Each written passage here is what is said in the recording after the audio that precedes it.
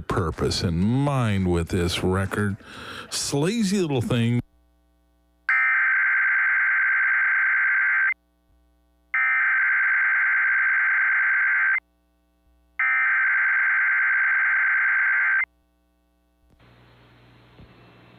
The following message is transmitted at the request of the Phillips County Sheriff's Office.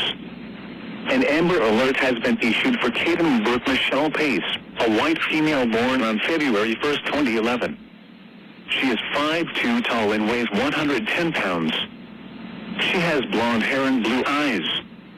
She went missing on July 30th, 2024 at 11 a.m. She was last seen in Marvell, which is in Phillips County. She may be traveling with James McKinley Moore Jr., a 25-year-old white male.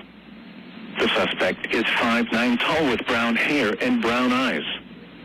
If they are traveling, the vehicle is unknown at this time. If located, please call the Phillips County Sheriff's Office at 870-338-5555.